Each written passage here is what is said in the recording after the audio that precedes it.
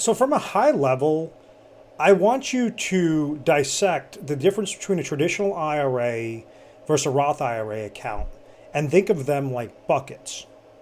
With a traditional IRA, all pre tax traditional IRA monies, if you're making contributions into that account, those monies are tax deductible, meaning if I make $100,000 and I put $5,000 into an IRA account, traditional pre tax IRA account, my adjusted gross income would be $95,000 in that example.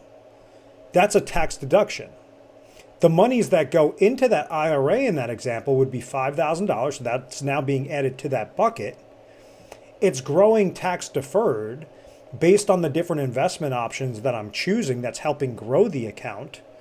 And then when it comes time for retirement, when somebody's above the age of 59 and a half and they now want to start taking withdrawals or distributions from that IRA account, it's going to be fully taxable. So in years when, let's say, your income is very large and you want to try to get as many tax deductions as possible, that may be a really good avenue for an individual. The downside is you're basically kicking that tax can down the road where that IRA bucket is nice and fat. The longer that you're putting contributions into it, the longer that it's accumulating with the power of compound interest. You have this nice fat bucket that's sitting there, so any dollar you're pulling out in the future is going to be fully taxable.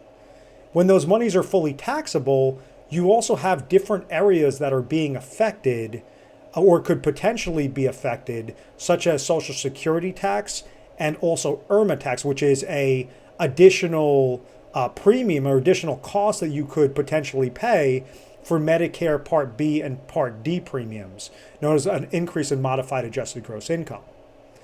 So if we look at the opposite side of the coin, how does a Roth IRA work?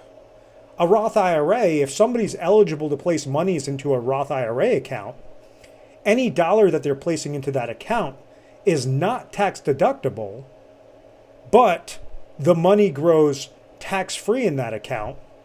And then when it comes time to take a qualified distribution from that account, you could pull out all of those monies tax-free. So you'll have tax-free withdrawals, and those withdrawals that you're pulling out to spend for your different retirement expenses can be utilized in a tax-free manner and not mess with your modified adjusted gross income. That will therefore not affect the calculation for potential Social Security tax and not affect your potential IRMA tax, the Medicare Part B, or basically the IRMA penalty, the Medicare Part B increased premiums or Medicare Part D increased premiums.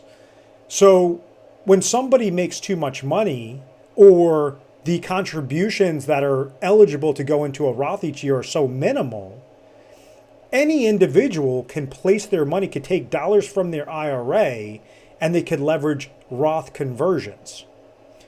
By converting those monies, what you're doing is you're saying, okay, my IRA was going to be subject to tax when I was going to start taking withdrawals after 59 and a half. Even if I'm not 59 and a half yet, if I take this portion of dollars from my IRA and I place it now into the Roth, I'm now eligible, or I'm now subject to pay that tax when I'm making that conversion. So once again, we're going to use the $100,000 example. Let's say if I make $100,000 in a given year and I put $5,000 into my IRA, what happens? Well, my adjusted gross income is going to be $95,000. That $5,000 is being contributed to the IRA. So that's one side. Let's say if instead of placing into the IRA, I take $5,000 and I put into a Roth IRA. If I make $100,000 and I put $5,000 into a Roth IRA, it's going to show my adjusted gross income to be $100,000. Nothing changes there. So that's the secondary aspect. Traditional IRA versus Roth IRA. So I hope you understand those two concepts.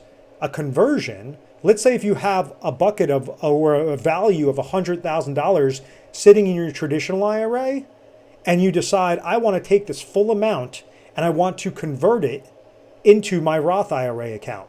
I make too much money. I cannot contribute money into a Roth IRA account, but I want to leverage the conversion because I understand in the future my tax rate may be higher It might be that I have significantly more assets saved that I want to lower and create a proper tax allocation strategy to make sure as I'm pulling out these monies in the future, it's going to come to me tax free. So in that example, if you have a $100,000 traditional IRA and you convert the whole thing to a Roth IRA, it's now going to show as if you made an additional $100,000 that year. So this is why it would make sense to calculate and leverage something known as incremental Roth IRA conversions. You're doing it incrementally. Maybe instead of doing $100,000 in 1 year, if you want to stay within certain marginal tax rates, which I'll explain on the next screen, you might want to say, okay, I'll leverage $20,000 conversions for the next 5 years so that with all things being equal, my $100,000 IRA will eventually be 100% into a $100,000 Roth IRA that's been converted. So there's restrictions when somebody makes contributions to a Roth IRA. There are no restrictions when somebody tries to convert their traditional IRA into a Roth IRA. But you want to make sure to avoid those landmines and you're avoiding the most common mistakes. So I hope that this makes sense. What do I mean by tax rates when somebody's collecting gross income versus adjusted gross income versus taxable income, and how does that translate to the different tax rates available?